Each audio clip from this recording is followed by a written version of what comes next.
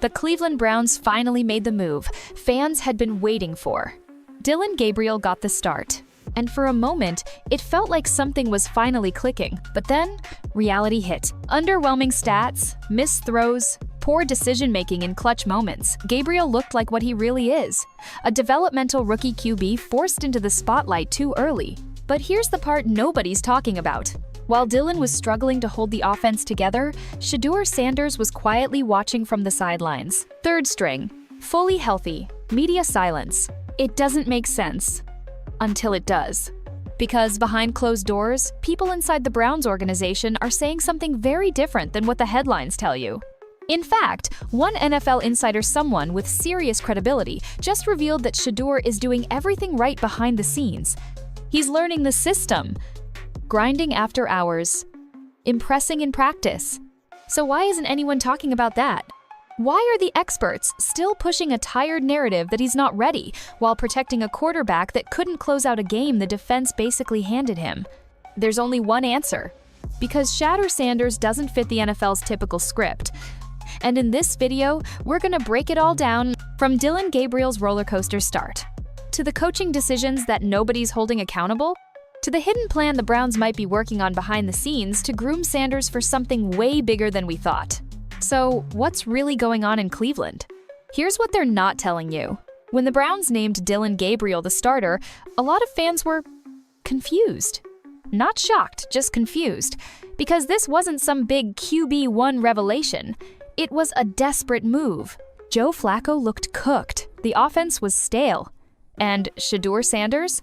Still listed as QB3, supposedly not ready. So, Gabriel hits the field, and to his credit, he didn't completely fall apart. He looked calm, managed the huddle, avoided the classic rookie meltdown. But that's also part of the problem.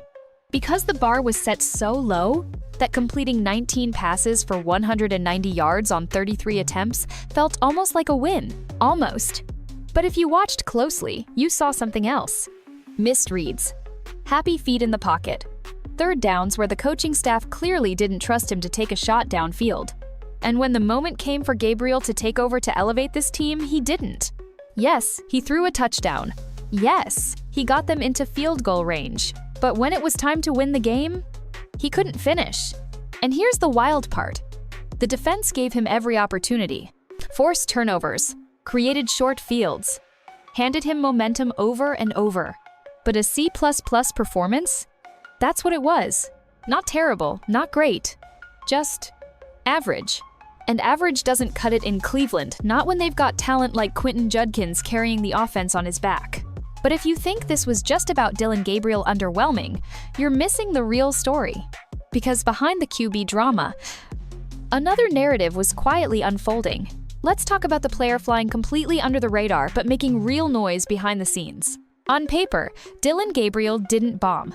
190 yards. One touchdown. No turnovers that counted. You'll see that stat line floating around social media like it's proof of some breakout moment. But let's be honest, the numbers don't tell the whole story, not even close. What they don't show is the missed opportunities. Third and long, Gabriel plays it safe. Red zone chances, he couldn't convert.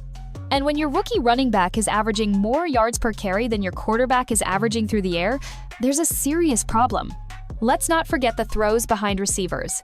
One in particular to David Njoku was wide open, could have moved the chains. Instead, it was late, behind him, and ended up batted down. If it was just one bad throw, fine. But this happened multiple times. Big downs, big moments, small execution, and every time things got tough, the offense shrank. People want to blame the line, or the play calling, and sure, they deserve some heat. But Dillon got plenty of clean pockets. He just didn't push the ball. That's why even with field position handed to him thanks to turnovers, Gabriel and the offense still settled for field goals and blown drives. Browns fans who watched the full 60 minutes, they saw a QB who played not to lose. And that brings us to the uncomfortable truth. Right now, Dillon Gabriel's ceiling looks about as low as his average throw depth. But while all the critics were focused on Gabriel's short passes and safe checkdowns, there's a quarterback no one's talking about quietly putting in work behind the scenes, waiting for his shot. And what's happening with him might shock you. While everyone was busy analyzing Dillon Gabriel's C++ debut, something much more interesting was happening quietly, off-camera. Shadour Sanders, a name that dominated college football headlines, isn't even dressing on Sundays. Third string, no snaps, no media buzz. It's like he vanished. But here's the twist. While fans assume that Shedeur is not ready, actual insiders are saying the complete opposite. NFL reporter Ian Rappaport, not just some clickbait account, but a real league insider, dropped a report saying Shedeur's been killing it behind the scenes.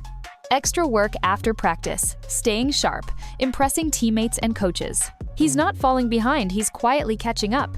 So why isn't anyone talking about that? Why does the media keep framing Gabriel as the steady option, while pretending Shedeur doesn't even exist? Could it be that the Browns want to keep it quiet, that they're planning to unleash Shedeur later in the season and don't want the hype train moving too fast? It's possible, because according to Rappaport's report, the Browns expect him to play this year. That's right. Not maybe, not someday. They expect him to start at some point this season when the system is tailored to him. So while fans are calling Gabriel the short-term answer because he can dink and dunk, Shedeur's sitting in the shadows, preparing for something bigger. And if that's even partly true, the question isn't, why isn't Shedeur playing yet? It's, what are they really planning for him? We'll get to that. But first, there's another problem in Cleveland, and it might be the biggest reason Shedeur hasn't seen the field. Let's stop pretending this is all about quarterback talent. Because the real issue lurking under all of this? Kevin Stefanski, the head coach calling the shots, drawing up the game plans, and somehow making one of the league's most promising young rosters look completely lifeless. Just look at what happened Sunday. The Browns had back-to-back touchdowns, wiped out by penalties, holding calls, false starts, illegal shifts. This wasn't one guy making mistakes. This was systemic sloppiness. And that starts at the top. Dillon Gabriel didn't play perfect, but how can a rookie thrive when the offense can't even line up correctly? When the team kills its own momentum every time it touches the red zone? Stefanski has had weeks to install a cleaner, more aggressive system. Instead, he rolled out an ultra-conservative game plan built to protect Gabriel, not challenge him. Quick throws, screen passes, cushion routes, anything to avoid mistakes. But here's the problem. That same conservative script is exactly why the Browns lost a very winnable game. Playing not to lose doesn't win football games. And guess who suffers most in that kind of system? Shedeur Sanders. Because if Stefanski can't even trust Gabriel, a 5-year college vet who ran the same offensive scheme in school, how is he ever going to unleash Shedeur? A quarterback who's aggressive by nature, thrives on rhythm, and needs a system built around him? The truth is, coaching might be the biggest factor holding Shedeur back. Not talent, not readiness, not experience. Coaching. But even with all this dysfunction at the top, one player still found a way to shine, and he almost carried them to victory on his own. While the spotlight kept bouncing between Dillon Gabriel and Shedeur Sanders, the real hero of the Browns' offense didn't throw a single pass. Quinnshon Judkins, the rookie running back, showed up and showed out. 20 carries, 109 yards, 505 yards per carry.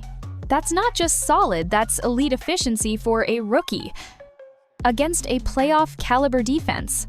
And it wasn't just the raw numbers. Judkins ran with purpose. He broke tackles, extended drives, and when everything else on offense stalled out, he kept pushing. There were multiple stretches where his rushing average was higher than Dillon Gabriel's air yards. Let that sink in. Even crazier? This is a rookie who's only played a few games, and he's already doing something no Browns back has done since Nick Chubb. Back-to-back 100-yard scrimmage games as a rookie. Only the fourth back since 2010 to start his career with 60-plus rushing yards in each of his first 4 games. That's not just encouraging, that's history in the making. But it also raises a serious question. How is it that a player this explosive, this consistent, can carry the entire offense while the quarterback carousel drags everything else down? Because when Judkins is dragging defenders and eating clock, it creates perfect conditions for a play-action attack. The kind of system Shadour Sanders could thrive in if, they actually let him play. So if Gabriel isn't winning games and Judkins is carrying the weight, what exactly is this team waiting for? And what's the real reason Shedeur Sanders is still buried at QB3? Let's be real. When it comes to Shadour Sanders, the media coverage flat out doesn't add up. One week, it's Rex Ryan calling him unready. The next, an actual NFL insider, Ian Rappaport, reports that Shadour's been doing everything right behind the scenes. So which is it? Is he unprepared or quietly preparing for something much bigger? Because here's what Rappaport actually said. Shadour is staying late after practice. He's working separately with backups to rep live looks. And the Browns themselves are planning to play him once he's set up with a system designed around his strengths. And yet, crickets. ESPN doesn't talk about it. Sports radio won't touch it. Even the NFL's own Twitter account pretended Dillon Gabriel's latest touchdown was his first ever, forgetting he'd already scored in garbage time earlier. It's a narrative control game, and Shadour Sanders is on the wrong side of it. Why? Maybe because he doesn't fit their mold. He's not a traditional NFL QB. He talks different, plays different.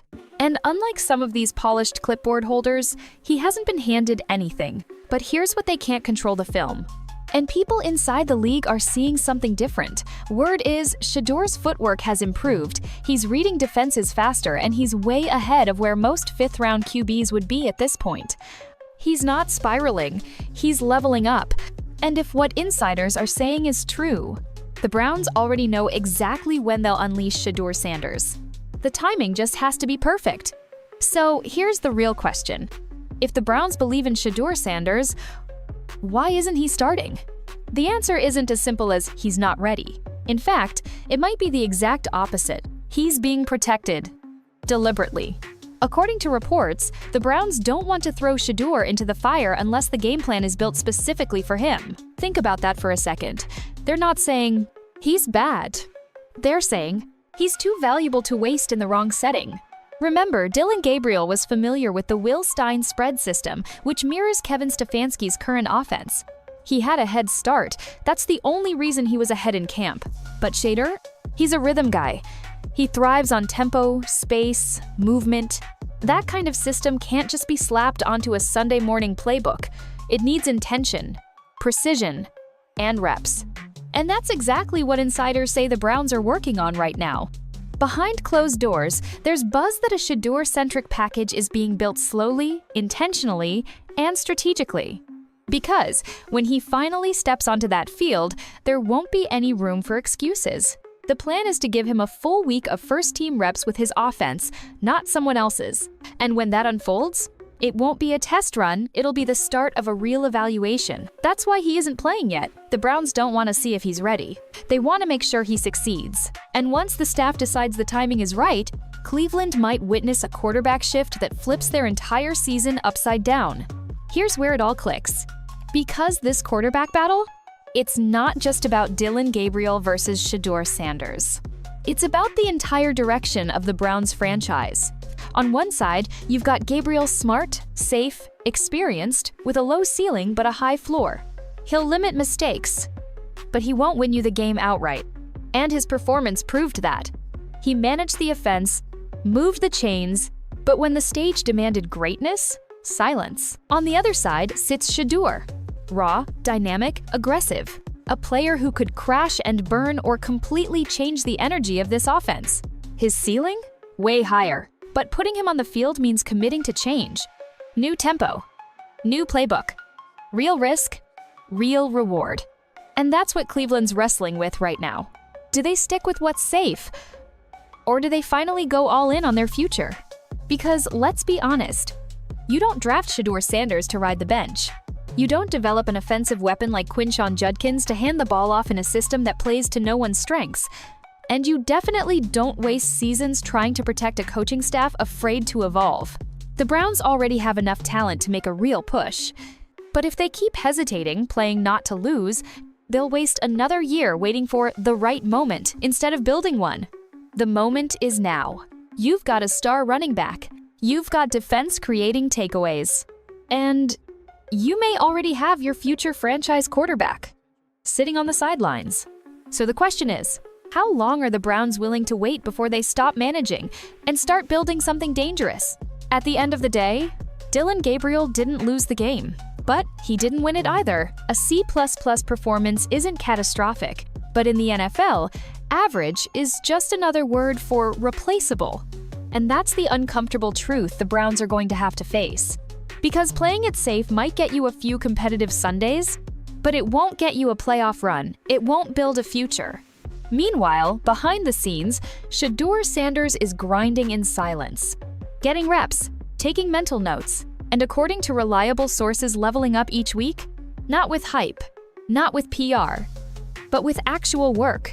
Imagine this, pairing an aggressive, mobile QB like Shadour with a breakout rookie running back like Quinnshon Judkins in a fast-paced, modern offense. Now that's something Cleveland hasn't seen in a long time, an identity, a spark, a future.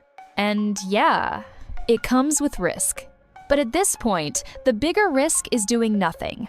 The Browns can't let another season slip away while they drag their feet waiting for the perfect setup, because no perfect moment ever comes. You either build around the talent you have or waste it. So here's the real question for Browns fans watching this.